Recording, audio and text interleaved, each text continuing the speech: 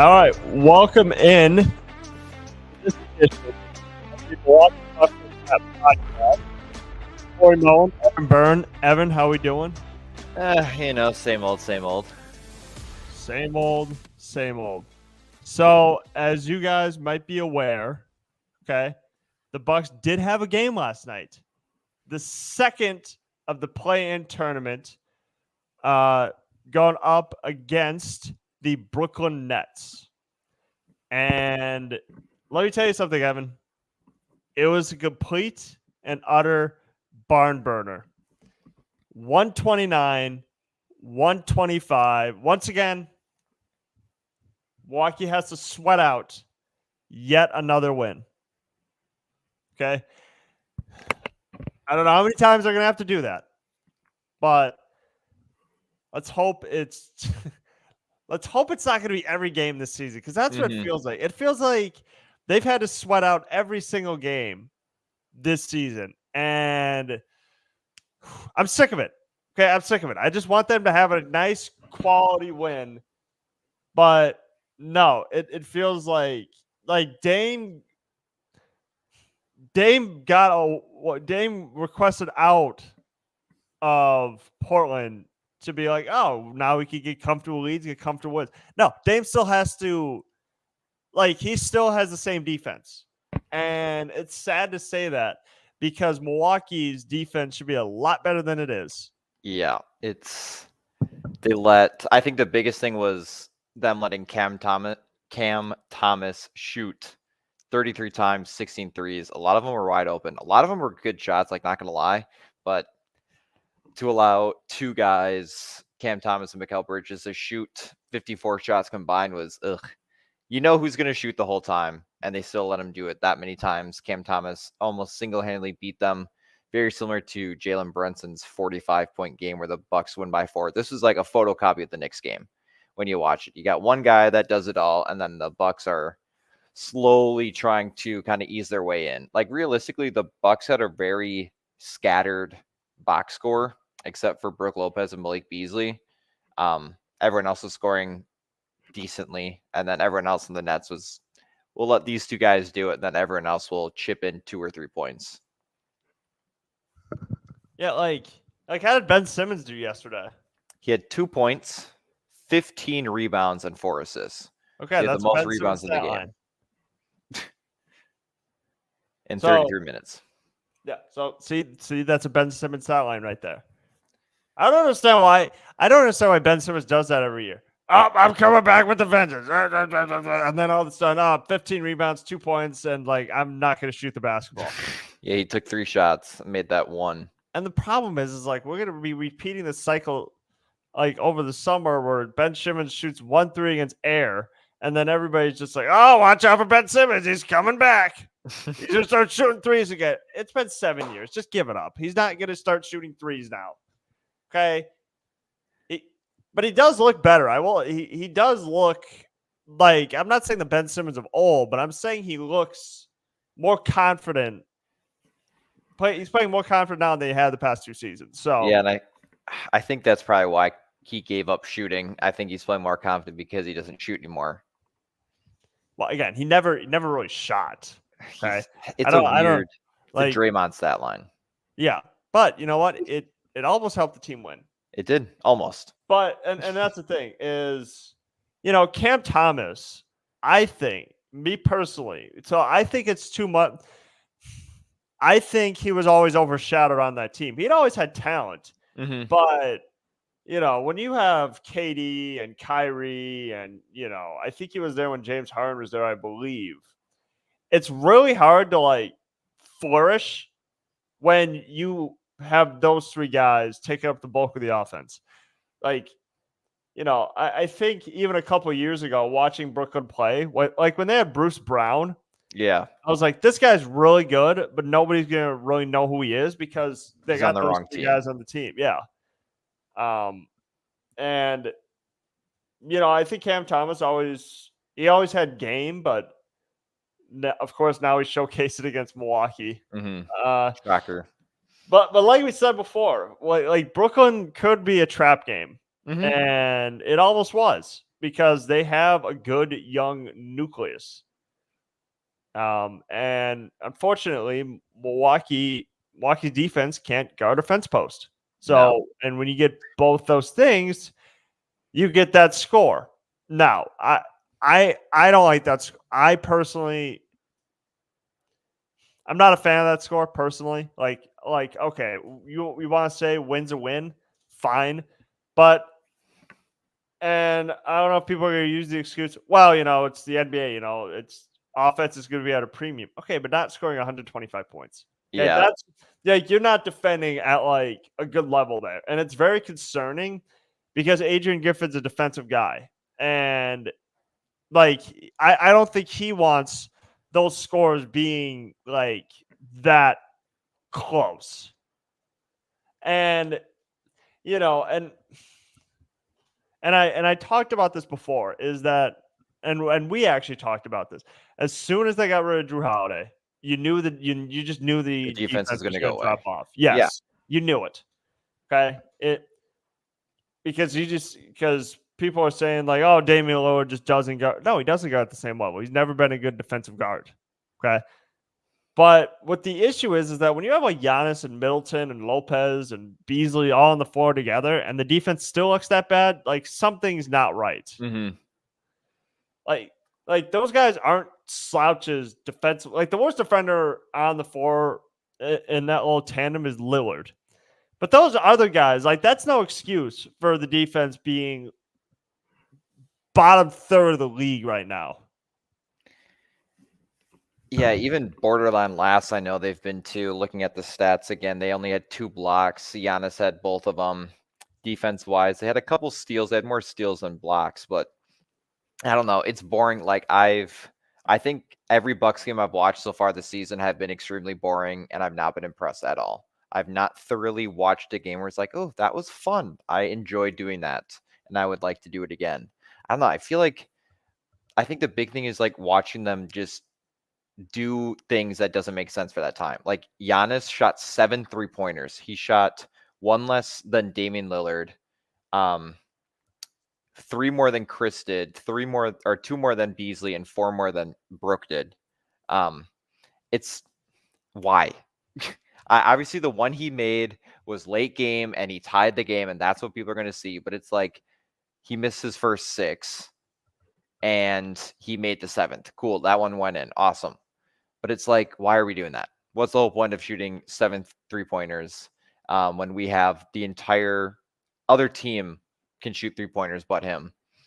And then another thing is Malik Beasley just falling off the face of the earth like every 2-3 games. He had 3 points, 6 rebounds, and took 5 shots, made a 3-pointer. It's like, I don't know, like no one's doing anything. I'm bored. I don't like watching any of the games. And I hate saying that because I love watching basketball, but they're boring. They're really boring. With the players that they have, they're extremely boring, and I hate it.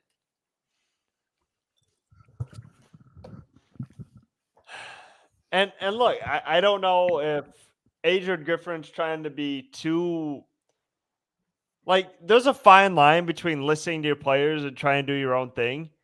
Like, okay, is he giving Giannis like too much of a green light to shoot threes? Mm-hmm. Probably. Like, there's no reason for Giannis to shoot 7 threes. I'm sorry, but like at some points, like if you're a good coach, like I get it, you're a new coach, okay? You don't want to step on any toes here, but at the same time, I don't think any Bucks fan is saying Giannis needs to shoot more. Like, there's nobody on God's green earth who are saying, you know how Milwaukee's offense could be really good right now. I think if Giannis were to just shoot threes more, like that would, like really, like that would help spike up our offense. It's like nobody wants that. Nobody wants Giannis to shoot more. Absolutely, positively not. Okay, I'm not saying he could. I'm not saying he could.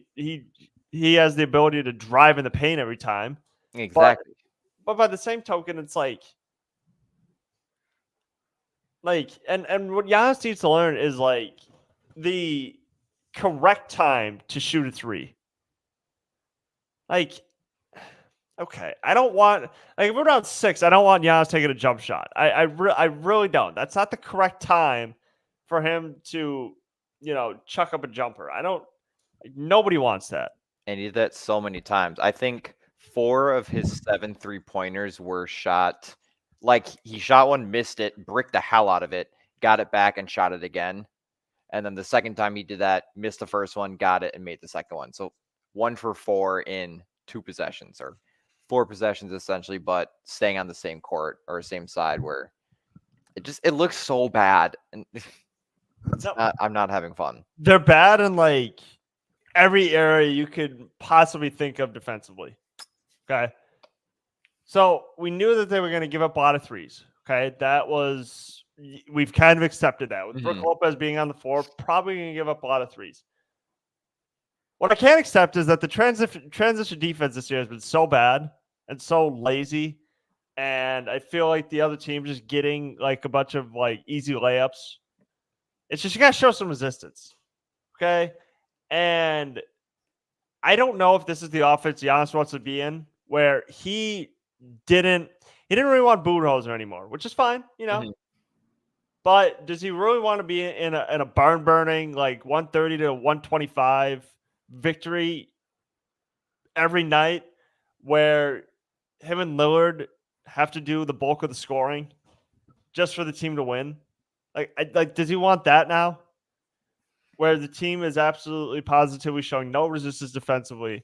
Yeah, but if I score 40 and we win, well, win's a win.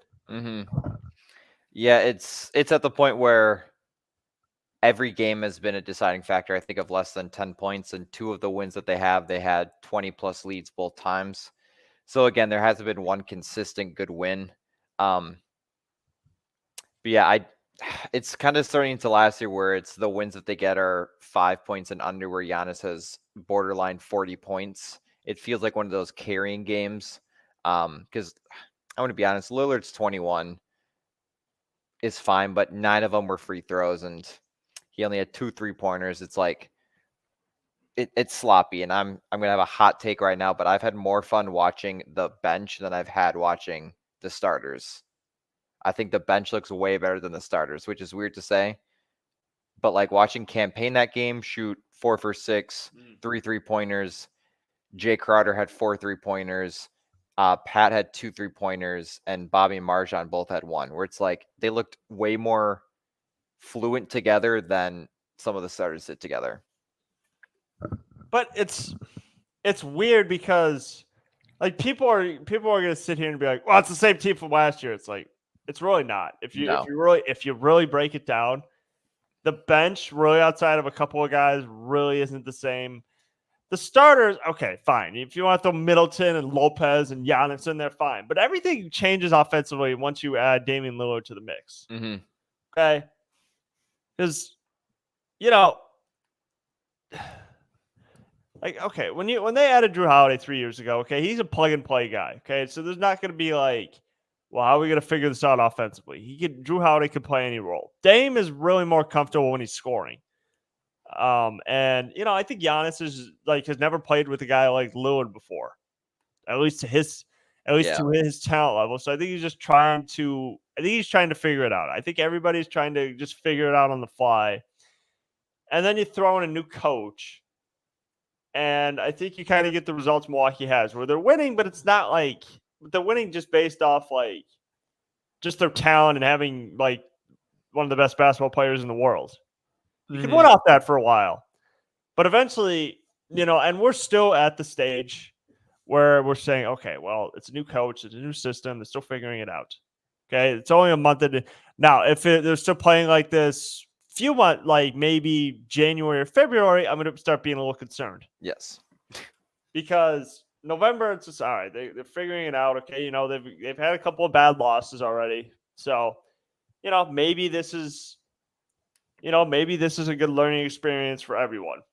And, and for Adrian Griffin's sake, I don't want him to it's going to sound weird for me to say. I don't want him to always listen to the play. Like sometimes I want him to make the decision. Yeah, be the coach.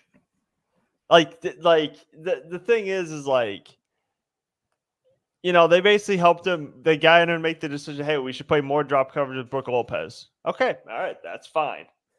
But if you listen to your players too much, then it's just like then you lose that respect in the locker room. Mm-hmm. Then you become like then it becomes like a David Blatt situation where I'm not saying I'm not saying Giannis would do this, but I think you remember what LeBron did to David Blatt Oh yeah. when he coached there. He neutered him. So you don't want that situation to happen with Giannis and Adrian Griffin. Now he probably wouldn't do that because I think there's plenty of times where Giannis could have neutered Mike Budenholzer and he decided not to. Mm-hmm. But again, I just don't want him to.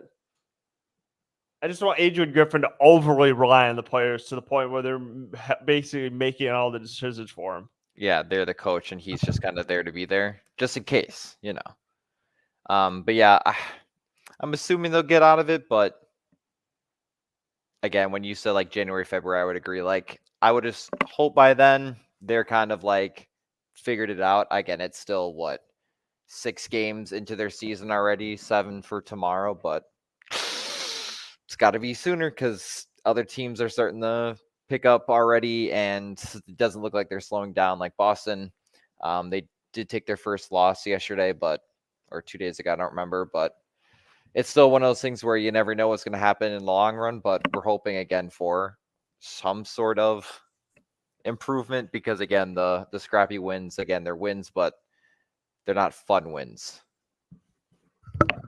No, they're wins where it's like it's what we like to call an exhale win, where it's like yes, and that's been every win. Literally every win has been like that. It's like, all right, we survived. It's like compare every win to like a Bucks game to like a final you would take in like high school or college or something, where it's like, and I'm done. You don't have to worry about it. Yeah, I studied for 2 weeks and now I'm finally done. That's what these wins feel like, where you're just exhaling, where it's like, got that over with. So I just don't want that every game. There's 2 games that should not have been like that. The Heat game and the 76ers game where you had the 2 20-point leads, 25 points for the Heat, and you win by like 8. And then the 76ers game, you barely won because they hit that 3 at the end that would have essentially tied if they didn't have the free throw at the last possession. But I don't know. I don't know what to think. I don't know what to say to improve because everything needs to be improved. And it's hard to like pinpoint one thing that's like kind of tearing them down. Obviously, it's their defense, but then when they play good defense, then they can't score, and then it's contradicts itself. But I don't know. I'm flustered because I don't know what to pinpoint to improve. And here's another thing I thought about. Imagine if they never traded for Damian Lillard. Imagine if he like started off the season in Portland. Like, what would Milwaukee be like right now if you switch the role? So you put in like Drew Holiday and Damian Lillard, like, let's just say remains in Portland. I think they're undefeated or at most 1 loss. Because seeing the defense that Drew Holiday is doing on the Celtics, I mean, they've only lost once, and that was an overtime loss to the Timberwolves. I don't know. He defended the Knicks really well. We didn't defend Jalen Brunson well. But I think the Bucks should be undefeated, and I think if they had Drew Holiday still, they would be undefeated, or at most, again, 1 loss, just because of the defense that they has and the potential scoring that he can also give. Because he's scoring very similar to how Damian Lillard's been scoring this year. And maybe the 39-point game is something very rare that you would see Drew Holiday do, if not ever. But a 21-point game, Drew Holiday could do that and shoot 2 for 8 on threes. Now, let me be clear. I'm not saying I regret the Lillard Holiday trade. I'm just saying in general, like, where would Milwaukee be standings wise if Lillard like never came to Milwaukee? So I'm not insinuating that I already regret the trade. I'm just saying in general that I think we do think Milwaukee would be in a much better spot if like Lillard was there. Now look, why I'm saying that is because we knew it was going to take a while for them to for everyone to mesh, And with Drew Holiday, like if Drew Holiday was still there, it would probably be like wins, like, and they probably wouldn't have those two blowouts. But obviously, like I said, you throw Lillard into the mix, and it just takes a while, especially now that Giannis and Chris are playing with a player of Lillard's caliber. It's just like they're trying to. Well, I don't want him to leave, or we don't want him to leave, so they're trying to like appease him. Yes. Yeah, I feel like they're playing as if they're fighting for a spot, and some of them it looks like they're playing like for themselves, especially on offense at times where they bring it up, 3-point shot, miss, new possession. I think that was how the game started. It was a one shot for like they went 0 for 6 in the first 4 minutes on 3-pointers because they would just go. One person would shoot. There'd be no playmaking to it. It's just a quick shot with like 15 seconds left on the clock and then another possession. Then they go do it again and then they keep switching off. Where they're not playing or they're not trying to set each other up for a shot. They're just taking a shot and hoping it goes in.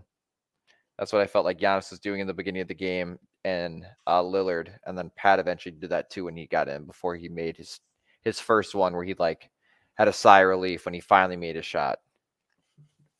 They're just fighting for baskets at this point. They're not trying to actually make them. They're just hoping they go in based off of the shots that they take. There's a wing and a prayer. Wing and a prayer. What else? Yeah. And obviously, yeah, you did mention the bench. I don't know how much better the starters can get because you have Lillard and Beasley and Giannis and Middleton and then Lopez. But then it's like to fix the starters, then do you take someone from the bench to like replace Malik Beasley's role? Because like he's likely going to be the odd man out soon. Yeah, he is. But I don't know who it would be. Would it be Pat? Would they throw Marjan in there? Jay Crowder probably wouldn't because he doesn't play Malik Beasley's position. But it's like, what would be a way in your opinion that Milwaukee could fix their starting unit to be a little more productive? I feel like they would either do Marjan or Pat because I feel like some of the guys just fit better as a bench player and not as a starter. I don't see Campaign ever being a starter, and I don't see Jay Crowder obviously anymore. I feel like he could if he was a little younger, but him playing 50 minutes compared to 30 minutes compared to Malik Beasley, who only played 14 minutes, it would seem like you would want to switch him out, but some of the guys just kind of fit more with the bench than they do with some of the starters, just because they're not always playing. Like Jay Crowder will play with a couple of the starters at the same time, but not all of them together. I feel like they would have to take out Beasley and put in Marjan or Pat and just play it safe, just because Malik Beasley was a starter and played the least amount of minutes because he kind of sucks or he's not showing up when he needs to. But yeah, to see Marjan outplay him in minutes and have the same amount of points on 3 less shots, I don't know. It's weird because you want him to be the starter, but again, he's not showing that he can be a starter. But don't know. And they had a battle into training camp like before the season started of like who was going to be the 5th starter. And Marjan, I thought probably should have won that role. Like I think Marjan, like he played. I mean, okay, he played okay in the summer league. I wouldn't say he played terrific, but he showed flashes. And I do think that Griffin should give him a chance at some point in the starting role because he's like, he's making. Like in year 1, he was like down here, like all right, he showed a little flashes, but he's not enough to garner like consistent minutes yet. Yes. Year 2, he's skyrocketing. You could tell he's like worked on his game a lot over the summer, and it's showing off on the basketball court. He's hitting some threes. He's he's defending at a very, very high level, shooting the mid range well. So, if anybody's going to be replaced in the lineup, obviously it'd be Malik Beasley, and I do hope it would be with Marjan, because if it's Pat, I don't know what we're getting with Pat. It's like we're getting like missed 3-pointers and like yeah, I've leaned away because it would usually be Pat. Like he started the most when Chris was out. Jay Crowder, I think, did a few times, but it was mainly Pat. But I feel like if Marjan played starting with Giannis, Brooke, Lillard, and Chris, I feel like he could improve better on the court wise and playing wise than he could coming off the bench playing with some of those guys, but not at the same time and not consistently. So I feel like it would help Marjan in the long run and would kind of show Beasley of, oh shoot, I should like maybe play better and could maybe earn back the spot and kind of like go in and out of who's starting and who isn't. But you're right, now I feel like Beasley should be switched out. Yeah, and I think he will be. I'm not saying it's going to happen this month, next month, or whatever, but I think at some point this season it probably will happen. Because look, you just can't like someone who's like that unproductive in the starting lineup. I don't think deserves to be in the starting lineup. Mm-hmm. Where you play 15 minutes. What? He'd even play 15 minutes.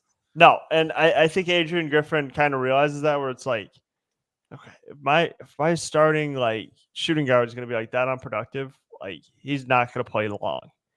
And the Knicks had to do a similar situation a few years ago, or like 3 years ago, with like Alfred Payton, where they would only play him like for 10 minutes. Yeah. And then they'd bench him. Like, what's the point of that? Just get someone who's like a lot better in the starting role. Yeah, and I think for Beasley's scenario is, I feel like he's only shooting corner threes and he misses 60% of them. And the amount of wide open shots he gets too, I feel like doesn't help. And then him being barely, I don't know. It's weird because he's only in one spot and he misses so many, where I feel like he should be making way more, because when you miss 4 out of your 5 shots from the same spot, I feel like you have to make more with how many consistent shots you're getting at the corner. Again, you're a professional. I'm not. I don't know any better, but realistically, it makes the most sense. But yeah, he's only had 2 good games, I feel like, this year, and those are the 2 games where they got blown out, where he does well on threes, and then every other game he's done horribly, again, shooting concert dates. But I don't know. It's one of those things where if you're going to want to win or be successful, I feel like you're going to have to swap them out. But who knows, again, when that will be, if it'll happen. Yeah, and who knows? It could be one of those things where, he goes to make the move, and all of a sudden Adrian or Malik Beasley has a good game. So then it's like his hands are kind of tied. It's like when a team goes on a run and everybody's clamoring for the coach to call a timeout, and then the team scores. It's just like, see, we don't need a timeout. Yeah. It could be one of those situations where Malik Beasley could where Griffin's thinking about making the move, and then Adrian or then Malik Beasley scores like 20. So that's like, not yet, not tonight. Yeah, not tonight. We're not doing it tonight. But we'll reevaluate in like the next few games. Yeah, it's one of those things where that goes for like any sport, where they have a couple bad games in a row, and then you're like, ooh, maybe we should bench him, like Larry's Urias, I think, on like the Brewers when they had him, where he has a bunch of bad games and then he makes one good play and then that keeps him on for a while. But it's one of those things where you got to wait for the good game and then you keep him in, and then he does poorly again for the next few games. So I feel like they'll give him a couple more games to see how it is, and then I feel like they should start critiquing him more if he doesn't. Again, he's not going to score 20 points every game, but like, let's not shoot 5 3-pointers and make one of them consistently, or 2 for 7, stuff like that, where it's, if you're going to shoot that the whole game, you got to make at least 2 or 3 with the amount of shots you're taking. But yeah. And the amount of open looks he's getting. Like, it's not even just the fact that he's like J.R. Smith, where he's shooting with the guy with the hand in his face. These are wide ass open threes that And he's you can missing. see them not go in as it's coming off. You can tell immediately if it's going to be a miss or not. It's back rim every time on the corner. Or switch it up, move to the wing, move to the top of the key. But something's not working with him, and it's kind of frustrating me because when we got him initially, I kind of thought he was going to be a sleeper signing, and a lot of people I think saw that too when he left the Lakers for his 3-point shooting. But again, it just hasn't shown for 4 of the 6 games, so they're wins. And again, it does make a little sense why he wasn't really a part of like some of these teams like playoff rotations. Mm-hmm. He's not like a consistent shooter. He's like maybe 36, 37%, as I've talked about before. And I mean, look, there was a reason. There was also a reason why he wasn't signed in the first wave of free agency. Like he was signed like July 6th, and it started like the 30th. So like June 30th to the 1st. I think that was probably one of the reasons. He's a good bench guy, but he's not like, oh, who we need to sign? Malik Beasley. It's basically like Milwaukee just basically got what was left in free agency. Yeah, they're getting the scraps. If you're contending for a championship and you're essentially the favorites or top 3 favorites and you're setting Malik Beasley to be your starter to help change your dynamic, I feel like that's not a good sign in a way. And what makes this free agency period for Milwaukee even more weird is the fact that Robin Lopez was signed before Malik Beasley. Mm-hmm. And Robin Lopez isn't even playing. No, he just sits on the ground on the side and watches. He's What? getting paid millions to watch basketball on courtside. So and that doesn't make any sense because like they treated Robin Lopez as if he was like a hot commodity. Mm-hmm. And I'm like, okay. Robin Lopez, if he's not going to do that, if they're not even going to play him, then why didn't they just sign him in August? Like how many people were really going like, oh, we need Robin Lopez. let's get freaking Robin Lopez, a guy who's been benched the past 2 years or asked to not play because both his teams wanted to go to a youth movement. Mm-hmm. So really, and then John Horst is like, oh well, I need to get Robin Lopez back. I don't care what I have to do it. I'm getting Robin Lopez back. And he signed him like the first couple of days of free agency. And I'm like, okay, he probably could have been signed in August. Yeah. If I'm keeping it real here. And I think one thing the Bucks should do, or Adrian Griffin should do, is to play Andre Jackson Jr. Give him like 7 minutes. Give him some of Malik Beasley's minutes. Because I feel like if he plays, he can do a lot better than people think as a rookie. Because when he has played in like garbage minute, he still plays with full 100%. And he does well. He's like Javon Carter, I feel like, but potentially better.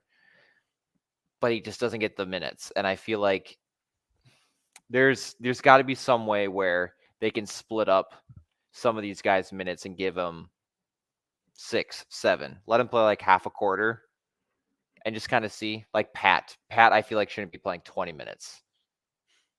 Give him some of Pat's minutes and just see, because I feel like he's going to be like Marjan of last year, has high potential, just doesn't get the chance to play, which again makes sense when you're on the Bucks and you're competing for a title. But sometimes these are the guys who just kind of sit there and who could be the game changers. You can kind of look at that for Cam Thomas and Mikal Bridges. They've been sitting on the bench for the teams that they've been played for. Now they're playing and they're stars. Okay. I wouldn't say stars for Cam Thomas, but he scored 45 points consistently. So you never know. Again, I'm not the coach, but I feel like he's one of those guys where I feel like could make a difference without you realizing it. And it does have to be garbage minutes where you're up 20 or you're down 20. Yeah, I mean, Cam Thomas in the game on Monday night was a certified bucket. Mm-hmm. So, and it sucks it happens against so many capable defenders, but what are you gonna do? They, I don't know. They're back in action tomorrow, I believe. Yes, yeah, they play the Detroit. Pistons. Yep, tomorrow home, and then Thursday away in Indiana, and then Saturday against the Magic. So they got 3 more games this week. Now here's the thing. Okay, now I haven't been following much Detroit Pistons basketball. I don't know how many humans on Earth have, but Detroit does have that nice, have that young rookie, Sir Thompson. Yeah, they look pretty good. They look better than last year, I think, already. But yeah, I've seen videos of him. I don't know if it was him or his brother, but one of them isn't looking good, and I think it's the one on the Pistons, where like he just kind of looks lost. I thought no, Sir is the one who's playing well. Wait, Is I he? don't know if is it Amen Thompson? One of them has been like airballing a lot. I've seen. I don't know which one it is, but I feel like it's the Pistons one. But either or, Cade Cunningham's back after I think he had the ACL tear last year where he was out. New coach, they got Monty Williams, is that his name? Monty Williams, yeah. Monty Williams, okay, I was right. But yeah, he's coaching them now. They look better. Again, they're not going to probably not going to make the playoffs. They could potentially be a very, very, very low end 10 seed for the play-in, but I don't see them really getting there. But they got potential. But again, it should be Bucks winning. But the Bucks, they'll make it interesting for them. And I know the Pacers are still being the Pacers, where I feel like they are better than how they actually play at times, and then Magic, who are kind of playing like the Pistons. I feel like they're a little better than some people have been kind of seeing them as, with Paolo kind of playing lights out. But we'll see. Paolo Banchero, yeah. It just sucks. One of these rebuilding teams have to get to the postseason eventually, and the problem is like the 3 or 4 that we always talk about aren't even close to getting there. Mm-hmm. The Hornets aren't close. The Magic aren't close. The Pistons aren't close. One of those teams eventually. Like, how many times can we call it a rebuild before it's just like, okay, we'll just, like how many years can you really rebuild, Evan? I feel like it should take. I don't know.